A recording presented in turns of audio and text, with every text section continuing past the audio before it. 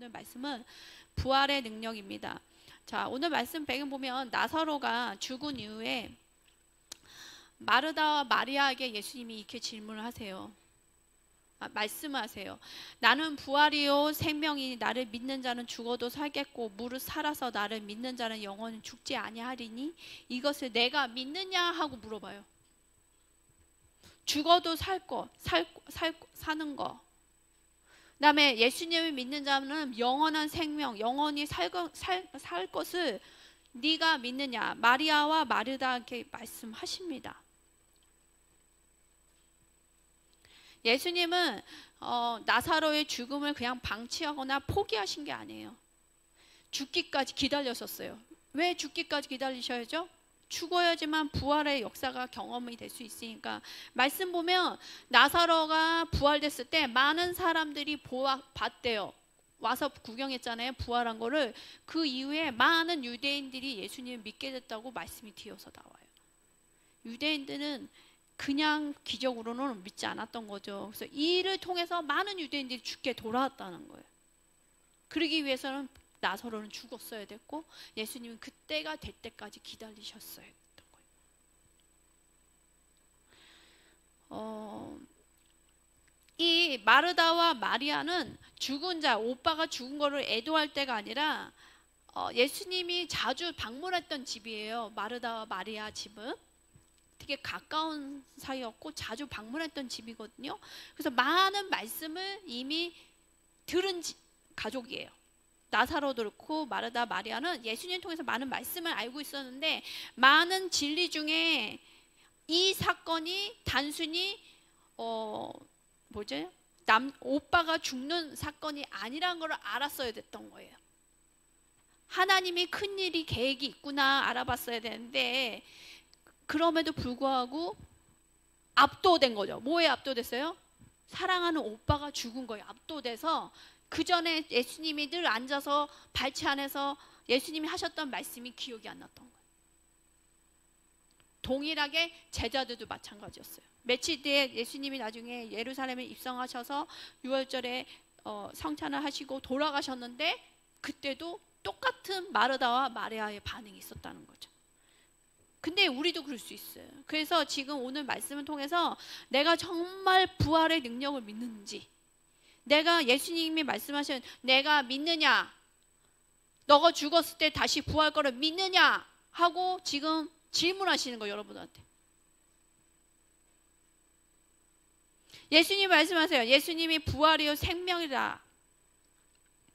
믿는 자는 죽어도 살 것이다.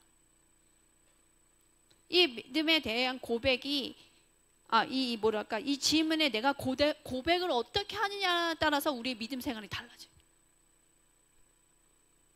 내가 죽어도 살겠구나. 영원한 생명이 예수님이 주시고 내가 다시 살아나서 예수님과 함께 살 것이라. 이거에 대한 추상적인 개념이 아니라 진짜 믿어졌을 때 여러분의 신앙생활이 달라진다고요. 내가 정말 그걸 믿음으로 믿고 취하는 신앙생활을 하고 있느냐. 이게 도전이 돼야 되는 말씀이에요. 오늘 빌립보서 3장 10절에서 11절 볼게요. 네, 넘겨주세요. 자, 읽어봅시다. 내가 그리스도와 그 부활의 권능과 그 고난의 참여함을 알고자 하여 그의 죽으심을 본받아 어떻게 해서든지 죽은 자 가운데서 부활에 이르려 하노니. 여기에 보면 부활의 권능이라고 나왔어요. 부활의 권능에 참여하고자 사도 바울이 얘기합니다. 내가 그리스도와 부활의 권능과 그 고난에 참여했다. 이 권능이란 뜻은 헬라어로 두나미스예요. 두나미스. 쉽게 얘기하면 다이나마이트 아시죠? 폭탄. 뿡. 그거의 어원이에요. 힘, 파괴력. 간단한 힘이 아니에요. 진짜 폭탄 같은 다이나마이트 같은 힘을 얘기합니다. 부활의 권능이 힘이 있다는 거예요. 파괴력이 있다는 거예요. 근데 바울이 얘기하기를 빌립보서 말씀 통해서 우리가 부활의 힘, 부활의 파괴력, 힘을 경험하기 원한다고 했어요. 여러분들 경험하고 계십니까? 자, 그 질문에 생각을 하면서 말씀 드리시기 바랍니다. 자, 첫 번째, 그러면 부활의 권능은 무엇이냐? 오늘 그 말씀은 주로 나갈 거예요. 부활의 권능은 과연 뭐냐? 첫 번째, 부활의 권능은 죽음과 사탄을 이기신 능력입니다. 요한복음 19장 30절 보면 예수께서 신포도주를 받으신 후에 이르시되 다 이루었다 하시고 머리를 숙이니 영혼이 떠나가시니라. 예수님이 십자가에서 마지막 순간에 신포도주를 드시고 다 이루었다 말씀하셨습니다. 금요일날 말씀 나눴죠. 제가 이게 뭔가 테텔레스 다이라고 헬라어로 말씀하셨어요. 이게 무슨 뜻이냐? 죄에 대한 교도소 복역을 다 마쳤다 하는 법정 용어예요. 죄의 형량은 다 마쳤다. 그 다음에 화가가 그림을 다 완성하는 후에 하는 얘기가 테텔레스 다이라고 이렇게 얘기하는데, 그림 완성 마무리. 그 다음에 빚을 다 청산하다 이런 뜻이에요. 다 이루었다. 또 성전에서 제사장이 제물을 하나님께 바칠 제물을 받는데 하나님께 바칠 만한 흠이 없고 완전하다 했을 때도 이 용어를 썼대요. 주님께 바칠 만하게 깨끗하고 흠이 없다 했을 때도 테텔레스타이라고 얘기했대요.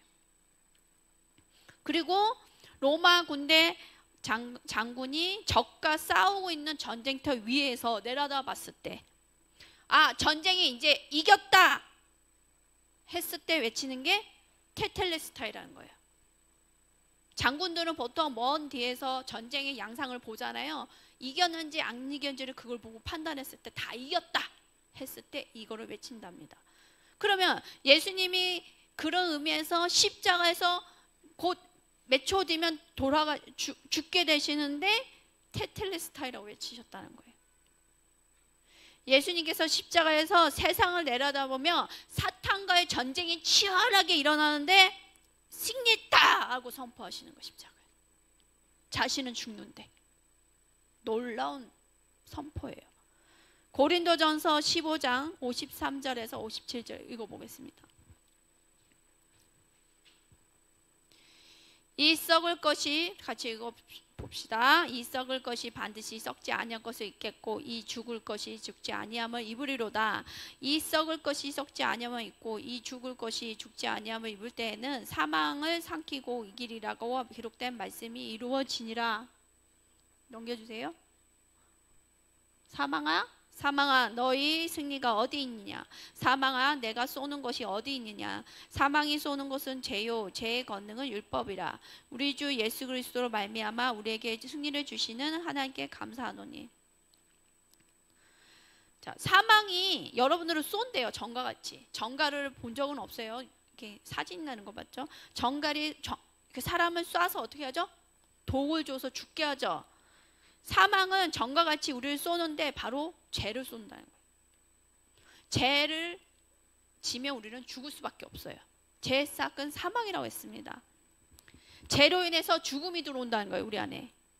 근데 예수님께서 부활하셔서 죽음을 이기셨다는 거예요. 무슨 얘기냐? 죄의 힘을 이기셨다는 거예요. 죄의 힘. 여러분들의 부활의 권능을 경험한다면 죄로부터 승리할 수 있다는 거예요.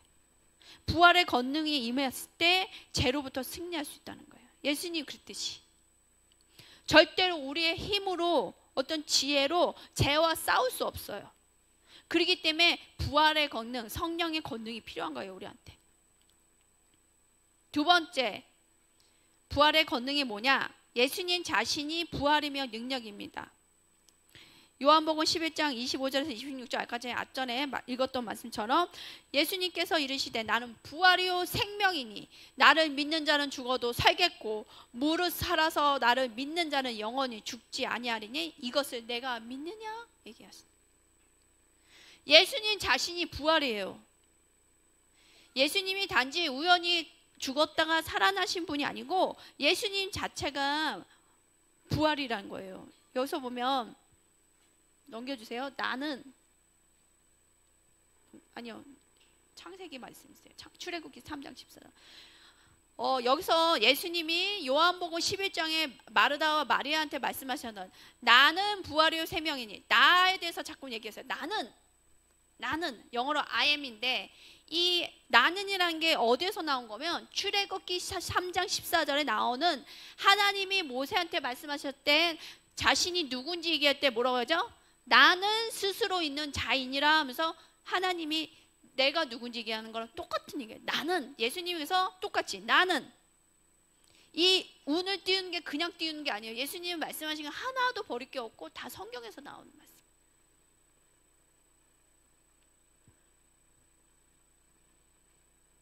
예수님이 말씀하신 이 나는은 무슨 강력한 효과가 있다는 거예요. 이게 얼마나 힘이 강했으면 말씀을 자세히 보면 요한복음 18장에 보면요, 어떤 일이 있으면 예수님이 이제 돌아가시려고 십자가에서 이제 돌아가시기 전에 겟세마네 동산에서 제자들하고 기도를 하고 있습니다. 기도를 하고 결국은 가룟 유다가 로마 병사들과 그 다음에 대제사장들, 바리새인들 이 사람들 다 끌고 예수님을 잡으러 와요. 밤에. 그랬더니 예수님과 제자들이 쫙 서 있고 잡으러 왔는데 예수님이 물어보세요. 너희는 누구를 찾느냐? 이렇게 질문하세요. 18장 보면. 그랬더니 그들이 대답해요. 나사렛 예수를 찾는다고?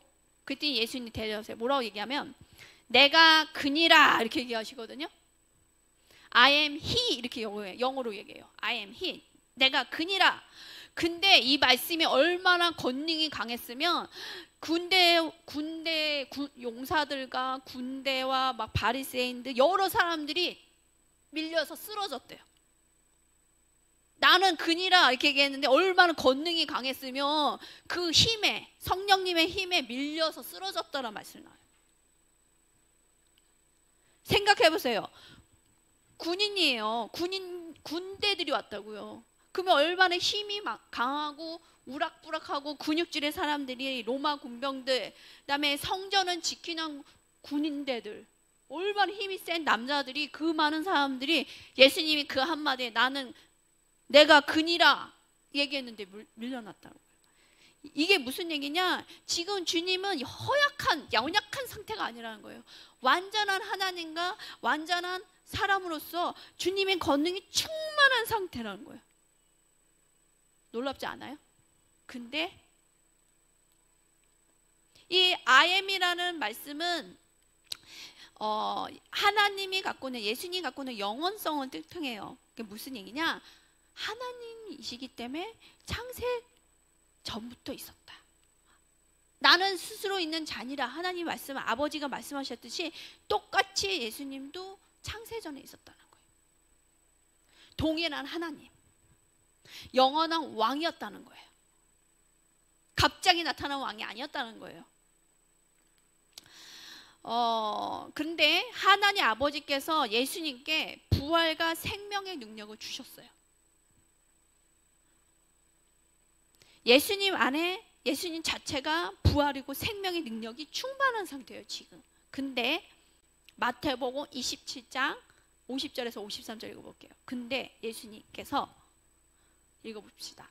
예수께서 다시 크게 소리 지르시고 영혼이 떠나시니라. 이에 성소시장이 위로부터 아래까지 찢어져 둘이 되고 땅이 진동하며 바위가 터지고 무덤들이 열리며 자던 성도들이 몸이 많이 일어나되 예수의 부활 후에 그들이 무덤에서 나와서 거룩한 성에 들어가 많은 사람에게 보이니라. 예수님이 죽게 되신 거예요. 그렇게 권능이 있는 상태에서. 근데 이때 여러분 다 아시겠지만 이미 채찍을 맞고 피와 물을 다 쏟은 상태에서 힘이 없는 상태예요, 육신적으로는. 근데 큰 소리를 질렀다가 나왔거든요. 이게 가능해요, 여러분들? 피가 다 빠지고 물이 다 빠지고 완전히 기진맥진한 상태예요. 큰 소리를 질렀대요. 왜 예수님은 이 상황에 소리를 지르셨을 거예요? 입술 하나 움직이기도 힘들었을 것 같아요. 어지럽고 현기증과. 이 얘기가 무슨 얘기냐? 예수님이 이 모든 죽음의 과정을 통제하고 계시다는 거. 완전히 사단이 통제하고 있다는 게 아니에요.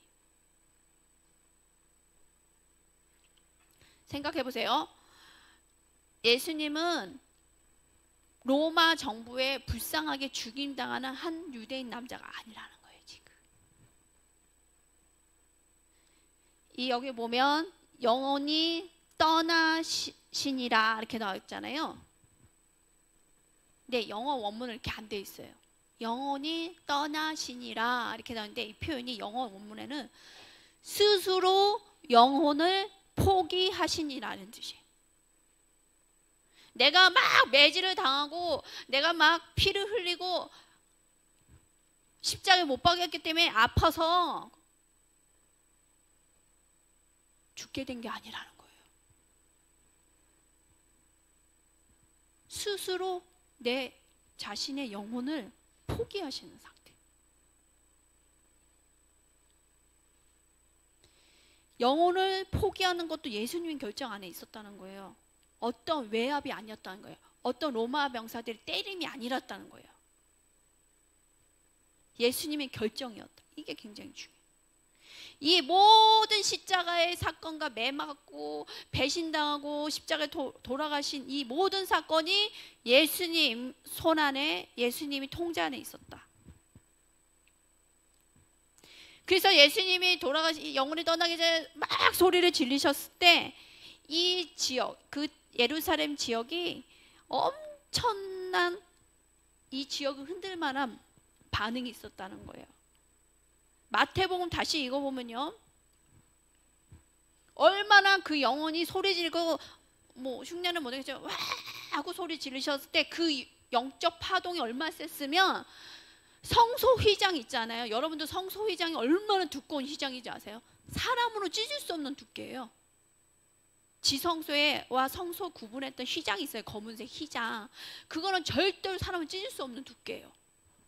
근데 갑자기 그 휘장이 위로부터 아래로 찢어졌대요. 예수님 돌아가실 때. 그 다음에 땅이 진동, 지진이 일어나서 땅이 막 흔들리고, 그 다음에 바위가 터지는 거 보신 적 있어요? 얼마나 지진이 심하면 바위가 쩍쩍 갈라지는 거예요.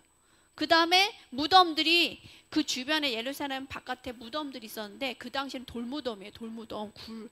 근데 무덤이 어떻게 됐대요? 돌무덤들이 갑자기 열린 거야. 지진이 나면서 우 하면서 열리고. 재밌는 표현이 있어요. 성도들의 몸이 맘이 일어나대. 이게 무슨 말이에요? 죽었던 성도들이, 그 무덤에 있던 성도들이 살아났대요. 부활이 됐대요. 그 다음에 예수님의 부활 후에 그들이 무덤에서 나와서 거룩한 성에 들어가다 이렇게 나왔는데, 자, 질문입니다. 이거 잘 생각해보세요. 말씀을 일단 질문을 많이 해봐야 돼요, 우리가. 이 사람들이 예수님 돌아가셨을 때 살아났단 말이에요. 근데 왜 그때 자기 집으로 돌아가지 않고 굳이 예수님 부활 후에 집으로 돌아갔을까요? 시간적으로 보세요. 성도들이 몸이 많이 일어났더라. 예수님 돌아가셨을 때 부활됐다는 거예요. 무덤에서 일어났다는 거예요. 갑자기 그러고 나사로 갔지. 근데 그 상태로 집에 찾아가야 되잖아요. 살았으니까.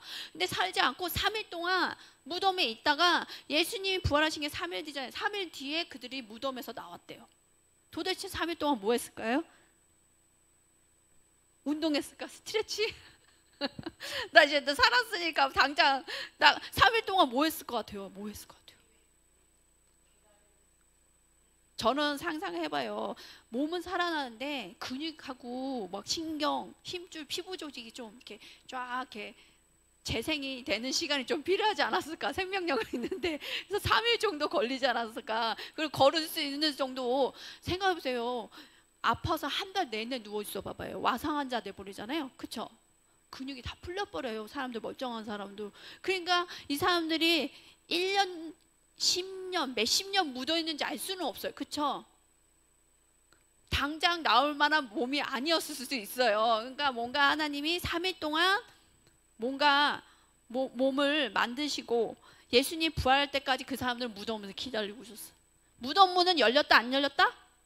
열려있어요. 내가 열 필요도 없어요. 누가 와서 뭐 전화해서 여보 나 살았어. 돌무덤 밀어줘서 나오게 해줘. 이게 아니에요. 열렸어. 나오면 되는데 3일 동안 안 나왔어.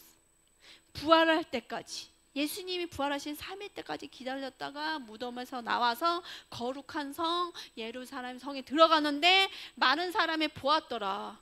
가족이 특히 놀랬을 거고, 누가 놀랬을 것 같아요? 제사를 지냈던 장례를 치러줬던 바리새인들, 종교 리더자들이 봤을 때 놀랬을 것 같아요? 안 놀랬을 것 같아요? 생각해보세요. 이들이 어떤 옷을 입었을 것 같아요? 아까 전에 나사로 같이 칭칭 감긴 누더기 옷이에요. 세마포. 그게 그냥 채신도 아니고 몇십 년 땅에 굴에 있어서 축축한 굴에. 그럼 어떻게 했어요? 이게 다 썩고 냄새난 상태예요. 너덜너덜한 상태에서 여러분 이렇게 걸어가면 뭐 같아요? 딱 밀어. 동네 사람들이 엄청 놀랐을 거고, 가족은 더 놀랐을 거고, 또 장례를 치러줬던 제사장들은 더 놀랐을 거란 거죠. 이 얘기가 많은 사람에게 전달이 되면서 예수님이 부활하셨다는 얘기가 믿겨졌을 것 같아요? 안 믿겨졌을 것 같아요? 왜 안 믿겨져요? 예수님이 혼자 여러분들 머리를 좀 이렇게 피터링 좀 해보세요. 예수님이 한 분만 부활하셨다면 안 믿겨질 수 있어요. 다른 지역에 사는 사람들이. 근데 예수님 플러스 많은 성도들이 부활해서, 하늘로 우리 헬리 형제님 가까운 사람들 연락이 온 거야. 우리 엄마가 몇십 년 돌아간 거 알지? 너 장례식 왔었지? 근데 사러 왔어. 누가 가까운 사람 전화만 해봐요. 그럼 벌써 믿겨져요? 안 믿겨져요? 믿겨지죠? 근데 그 사람들이 한두 사람이 아니라고요. 많은 성도들이 살아서 같이 예수님과 부활이 됐다고요. 그랬을 때 예수님이 부활하신 거 얘기 들었을 때 거짓말 같았을 것 같아요? 실감이 됐을 것 같아요? 실감이 되는 거예요. 이때 이 사건을 통해서 많은 사람들이 부활에 대해서 믿기 시작했고, 예수님을 통해서 이미 말씀드렸던 부활의 의미가 뭔지를 성도들이 알기 시작했다는 거예요. 자, 우리가 지금 한 명의 예수님도 보지 않았기 때문에 안 믿으십니까? 네? 안 믿으세요? 예수님 부활하셨던 그 시체의 수건을 보지 못했기 때문에, 걷어내지 않았기 때문에 안 믿으세요? 이 성도들과 예수님의 부활의 소식은 정말 놀라운, 이 이스라엘을 흔들 만한 굉장히 놀라운 얘기였어요. 자, 마태복음 22장 봅시다.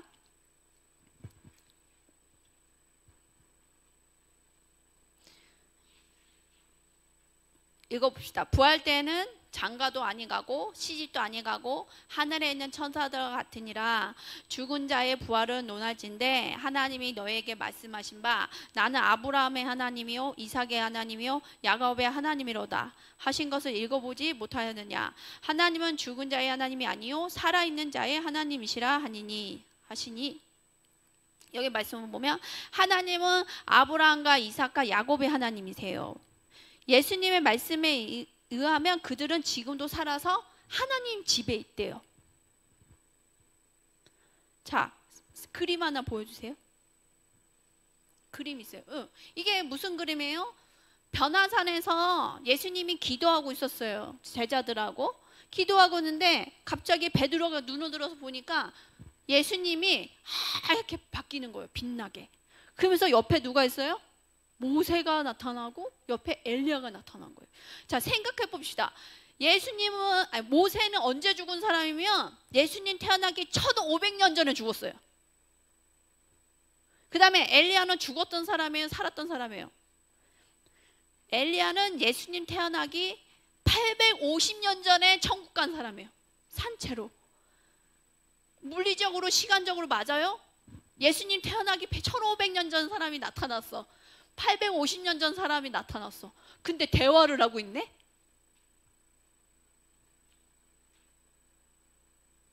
너무 놀란 거예요, 베드로가. 왜 이거를 보여주셨을까? 예수님이. 재밌는 거는 12제자한테 다 안 보여주셨어요. 최고 가까운 애제자 3명한테만 보여주셨어요, 이 모습을. 왜 중요한 순간에 예수님이 곧 이 모습, 모세와 엘리야와 만나는 시간 이후에 돌아가시거든요. 뭘 상의했을 것 같아요, 여러분들? 뭘 얘기하실 것 같아요? 내가 이제 온 인류를 위해서 죽을 건데 중보해라 이런 얘기를 하시지 않았겠어요? 아닌 것 같아요. 모세는 이 약속의 땅에 들어왔던 사람이 안 들어왔던 사람이에요. 못 들었던 사람이죠. 근데 영적으로는 이미 살아서 예수님하고 그 예루살렘 성에서 얘기하고 있는 거예요. 모세는 억울할 게 없어요. 말씀 보면 그런 게 못 들어왔다 하지만 이미 들어왔어요. 엘리야도 대화를 할 수 있고. 이게 무슨 얘기냐? 이들이 죽은 게 아니라 하늘 나라 아버지 집에서 살아서 아직도 역사하고 있는 것들을 일하고 있으면 보여주시는 모습이에요. 이들도 똑같은 사람이었단 말이에요. 모세나 엘리야도. 제자들은 이걸 보면서 뭘 생각했는지 알 수는 없어요. 말씀에 안 나와요. 이렇게 하나님의 집에는, 하나님 나라에는 많은 살아있는 영웅의 사진들이 있을까요? 없을까요? 필요 없어요. 왜냐? 영웅들의 사진은 죽은 사람을 기념하기 위해서 걸어놔요. 근데 이들이 죽었어요? 살았어요? 살아있기 때문에 사진이 필요 없다고요. 미국에 가면 뭐 있어요? 그거 있죠. 농구나 운동선수 잘하는 무슨 뭐 있는데? 이름 올라가고 사진 올리잖아요. 누가 최고 잘했다 뭐 이렇게. 이런 거 필요 없다고요. 천국에는. 왜냐? 그 사람들이 죽지 않았기 때문에. 지금도 살아서 우리를 위해서 중보한다는 거예요. 세 번째, 부활의 능력은 성도와 교회의 능력입니다. 에베소서 1장 18절에서 20절입니다. 읽어볼게요. 너희 마음의 눈을 밝히사 그의 부르심의 소망이 무엇이며 성도 안에서 그 기업의 영광의 풍성함이 무엇이며 그의 힘의 위력으로 역사하심을 따라 믿는 우리에게 베푸신 능력이 지극히 크심이 어떠한 것을 너희로 알게 하기를 구하노라. 그의 능력이 그리스도 안에 역사하사 죽은 자들 가운데서 다시 살리시고 하늘에서 자기의 오른편에 앉히사. 이 말씀 보면 우리에게 베푸신 능력이 있다고 나옵니다. 세 번째 줄. 우리에게 베푸신 능력이 있다. 그게 뭐냐? 곧 부활의 능력이라는 거예요. 성도들한테 하나님이 부활의 능력을 주셨다는 거예요. 죽은 자들을 다시 살리게 하는 하나님의 능력이 성도들한테 있다는 거예요. 바울처럼 우리가 기도해야 돼요. 우리의 영안이 열려서 우리가 체험되게 부활의 능력이 나에게 있고 그 능력이 나타나기를 원하신다는 거예요. 성도들한테. 어떤 분이 이 에베소서 이 말씀 부분을 매일 아침마다 기도를 했을 때 자신의 삶의 부르심이 열리고 자신의 삶의 유업의 풍성함을 찾게 됐대요. 그 다음에 사역을 하게 됐는데 사역 가운데 굉장한 치유와 회복과 부활의 능력이 나타나기 시작했대요. 왜냐? 이 말씀을 암송하면서 묵상하면서 내 안에 부활의 능력이 나타나기를 소원했을 때 나타났다는 거예요. 여러분 사모하십니까? 특별한 사람이 아니에요. 모든 성도들에게 부활의 능력을 주셨다는 거예요. 예수님이. 베드로전서 1장 3절 보겠습니다. 우리 주 넘겨주세요. 우리 주 예수 그리스도의 아버지 하나님은 찬송하리로다. 그의 많으신 긍휼대로 예수 그리스도를 죽은 자 가운데서 부활하게 하심으로 말미암아 우리를 거듭나게 하사 산소망 있게 하시며. 산소망을 주셨어요. 예수 그리스도를 죽은 자 가운데서 부활하게 하신 그 자체가 우리에게 성도들에게 산소망이 됐다는 거예요. 자, 돌아가 봅시다. 초대교회의 성도들이 로마의 핍박에 환난 가운데 무자비하게 죽었어요. 콜로세움에서 산채로 사자나 동물한테 물어뜯겨서 죽게 했단 말이에요. 근데 어느 성도도 그거에 대해서 무서워하는 사람이 없고 부활할 거를 믿고 그 상황을 맞이했단 말이에요.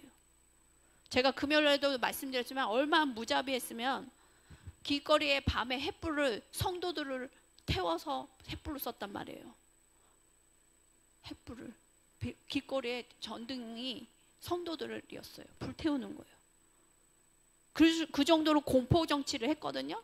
핍박이 심했단 말이에요. 근데 그때 성도들이 갖고 있었던 소망이 있었는데 이게 산소망이라는 거예요. 여러분들이 산소망이 없기 때문에 살면서 힘들어. 나 죽고 싶. 오래 살아서 뭐 이러잖아요.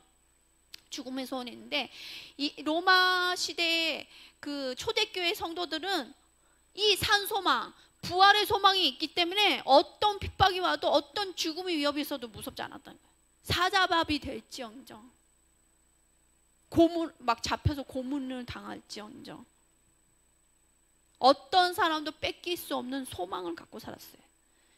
고난과 핍박 속에서도. 그래서 교회가 사라지지 않았던 거예요, 초대교회가. 여러분 안에 믿음을 점검해 보세요. 내가 정말 이 산소망, 부활의 소망이 있는지. 없기 때문에 고난 가운데 흔들리는 거예요, 여러분들이. 자, 튀르키예에 가면 이즈미르라는 도시가 있습니다. 성경 속에서는 서머나라고 해요. 서머나. 늘 제가 예화를 드리죠. 앞에는 바닷가가 있어요. 너무 아름다운 바닷가가 있어요. 갔더니 너무 슬픈 거예요. 그 바닷가 갔더니 지역적으로 하면 느껴지는 슬픔이 있어요. 기쁨이 있고 지역적으로 느껴지는 게인데 너무 슬픈 거예요. 바다는 아름다운데. 그래서 왜 이렇게 바다가 슬프죠? 하고 물어봤어요. 그 지역에 있는 성도님들한테 얘기했더니 이 도시가 원래 서머나에서 이즈미르로 바뀐 이유는, 원래 서머나는 기독교 이름이기 때문에 이슬람 나라로 바뀌면서 이름을, 기독교 이름을 지었다, 이즈미르로. 그 이유는 이 터키 공화국이 세워질 때 초대 대통령이 원하기를 크리스천들이 이슬람으로 개종하기 원했다는 거예요. 그래서 사람들한테 제시했대요. 그 서머나 지역은 대대로 크리스천들이 살던 지역이에요. 어린아이부터 노인까지 다 불러서 얘기했다는 거예요. 너희가 이 시간에 크리스천이 아니 기독교인이 아니는 예수님을 부인하고 이슬람에 개종을 하면 살려주겠다 했다는 거예요. 어린애와 다, 노인까지. 그런데 어느 누구도 부인하지 않고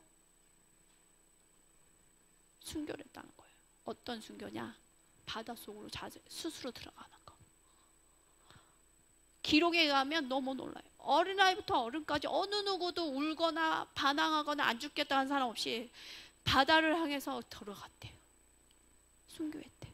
부인하지 않겠다. 그들 안에 뭐가 있었어요? 산소망, 부활의 능력을 믿었던 거예요. 단지 이 시간에 내가 죽을 뿐이지 나는 영원한 생명이 있다. 타협함이 없었던 거예요.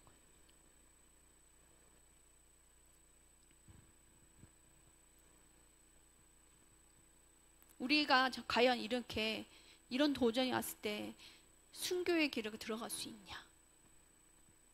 죽음을 선택할 수 있냐? 이 질문에 대답하실 줄 아셔야 돼요.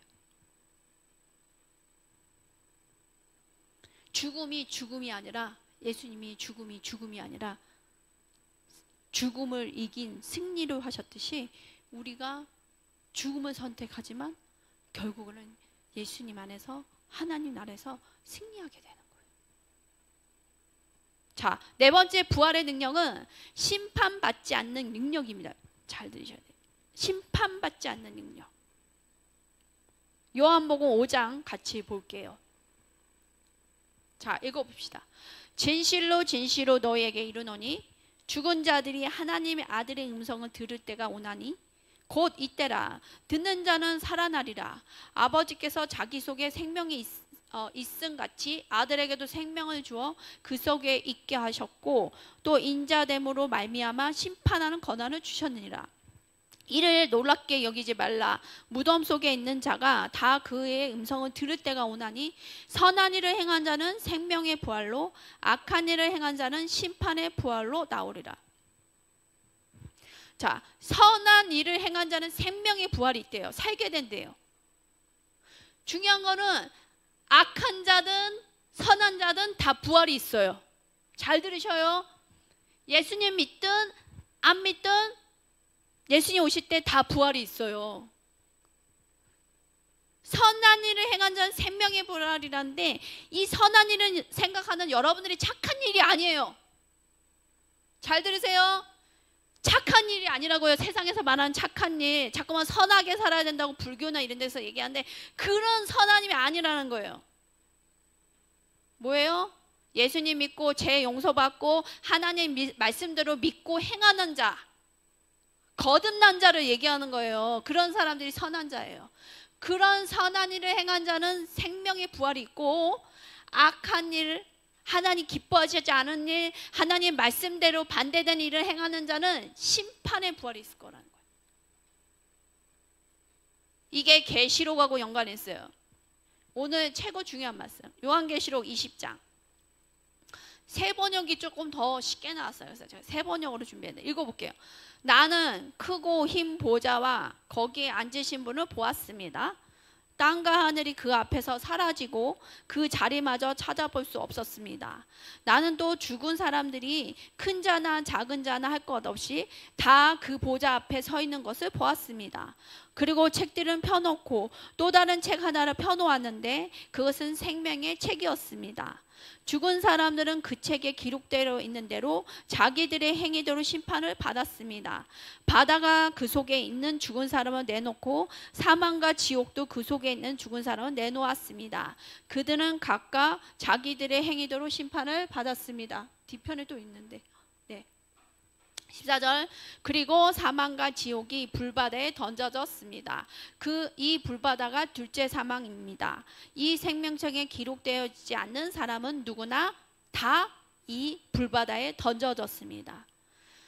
11절 보면 우리가 흰 보좌, 백보좌에서 심판을 받게 된대요. 이 심판은 믿는 자든 안 믿는 자든 똑같이 다 받아요.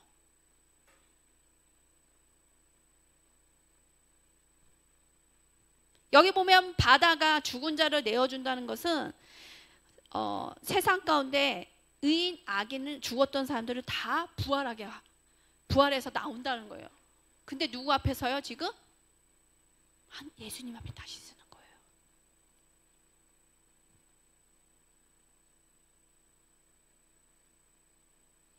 잘 들으세요. 우리가 지금 죽으면 육은 땅에 묻히고 영혼은 천국이든 지옥이든 둘 중에 하나 가요.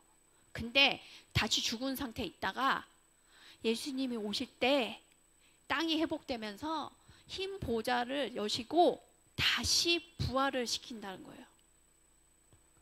믿는 자, 안 믿는 자 다 부활해서 섰을 때 다시 심판을 받는데, 믿는 자는 생명책에 이름이 써져 있으니까 전보희, 김성경 써져 있으니까 영과 육과 혼이 완전체로 다시 천국으로 들어가고, 이름이 생명책에 안 써져 있는 사람들은 지옥에, 불못, 불바다, 지옥으로 영혼육이 결합돼서 완전히 들어가는 거예요. 이해되세요? 지금은 죽으면 그냥 영혼만 지옥이든 천국에 가 있는 거예요. 근데 다시 심판받을 때는 완전체가 돼서 지옥이든 천국이든 들어가는 거예요.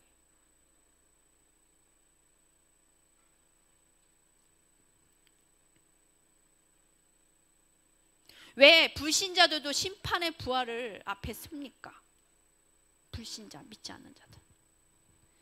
이 사람들은 어떤 심판을 받으면요, 각 사람 자기 행위대로, 행위로 그 사람들이 이 땅에서 어떻게 행한지에 대해서 심판을 받아요.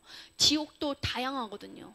여러분들이 생각하는 불만 타는 지옥이 아니라 이 땅에서 지었던 제 행위대로 똑같은 형벌이 있어요. 약을 먹고 하잖아요. 벌레가 계속 기어다니면서 먹는 심판 다양해요. 지옥이 여러 가지거든요. 불만 있는 게 아니에요. 너무 놀라워요. 어떤 우리 조카 그러더라고요. 어렸을 때 이모, 지옥을 어떻게 알아대요? 말씀 읽다가 불만 있는 게 아니라 사람이 벌레를 먹으면 또 살이 나서 또 먹혀. 반복인 거, 고통이. 지옥은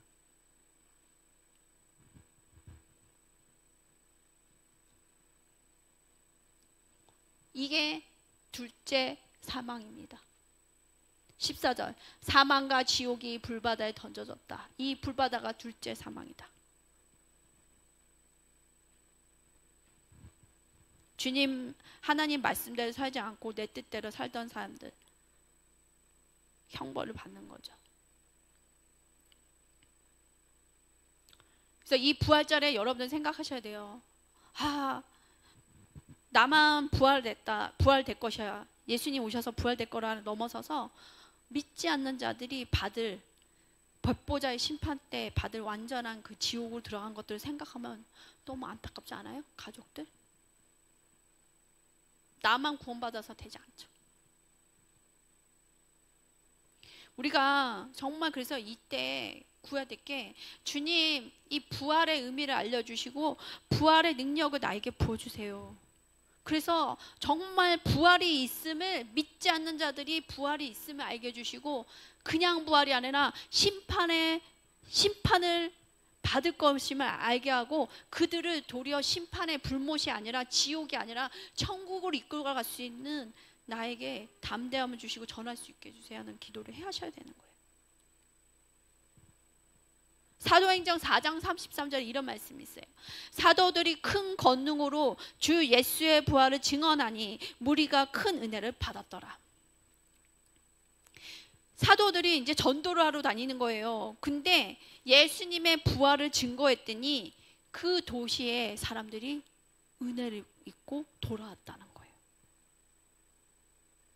우리에게 하나님 지금 도전하시는 거예요. 너희가 부활의 권능을 잊고 인생의 갈 바를 모르는 사람들, 죽음 이후에 지옥이 있는 것을 모르는 사람들, 심판이 있다는 걸 모르는 사람들을 향해서 나가라, 가라, 부활이 있음을 알리고 부활 이후에 심판이 있음을 알리고 그들을 천국으로 인도해라 하라고 도전하시는 거예요. 아멘. 이 사명이 우리한테 있고 교회에 있는 거예요. 특별한 사역자만 있는 게 아니에요. 여러분은 한 명이 이 사명이 있는 거예요. 그러기 위해서는 사도들도 부활의 능력, 권능을 받고 전했을 때 많은 이들이 믿게 됐듯이, 우리가 성령의 능력, 부활의 권능이 없이는 예수님을 전할 수 없어요. 그래서 예수님이 말씀하시잖아요. 사도행전 1장 8절에 부활의 능력, 권능을 입으라고, 성령의 권능을 입고 나가라고 그러잖아요. 우리가 우리 힘으로 안 된단 말이죠. 은혜를 입어야 된다. 은혜, 큰 은혜. 우리가 회개하기 원해요.